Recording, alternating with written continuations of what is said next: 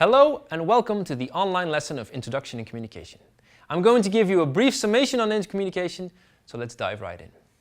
If I were to ask you a brand that's good in communication, you'd most likely name brands you know through advertising, such as Coca-Cola, Apple or Nike. But communication is more than that. There are quite a few kinds. Broadly speaking, we can divide them into 5 groups. We'll start with internal communication. That's all communication within an organization, between workers or between departments, or from a company president to employees. The goal is to keep everyone informed on important business. Every company has some internal communication. Well, except one-man businesses, so almost every company. A good example is Facebook. Founder Mark Zuckerberg joins different meetings every week and walks around to answer questions.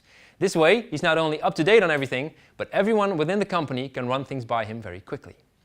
Now, external communication is, like the word says, all information outward, to customers, suppliers, local residents of your company or event, or inhabitants of your city and town. We're constantly bombarded by advertising, so we know this already. From TV, billboards, before YouTube videos, but also sponsored Instagrammers do advertising. Another part of external communication is PR, public relations. This concerns something an organization wants to communicate, but not to sell anything. You can use advertising for this, but you don't need to. A good example is Tony Chocolonely.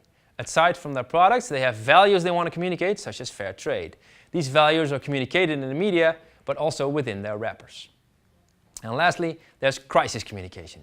All communication surrounding a crisis. So when something goes wrong with your company, brand or products, such as when the abuse scandals of Oxfam Nobel was reported.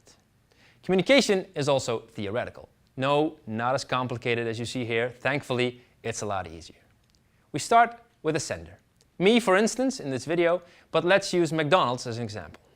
McDonald's has a message. They sell healthy products, like this salad. This message is shown on TV. That message goes to a receiver, in this case someone who's watching TV. This receiver wants this salad or not and decides to buy it next time or not. There's also feedback. In this case, a tweet on McDonald's. There are more forms of feedback though. When revenue increases, for example, is feedback because that means the message has been received well. And now we have a communications model. Simple, right? Well, no, we're not there yet. There's also noise. All kinds of ways that disrupt various stages of this model. Your mom calling out from another room, a YouTube movie that's buffering, an incoming text, or anything that distracts you. All kinds of noises that interrupt the sender from getting the message across. So now we know the theory, why can't we make sure that messages always end up at a receiver correctly? Well, that's because humans are kind of the problem. As you saw with noise, we're distracted easily. In the 50s, we watched TV like this, and then a message arrived intact because all of our focus was on the TV. And nowadays, we have this. Every day, you are confronted with over 3,000 advertising messages, most of them, thankfully, on a subconscious level.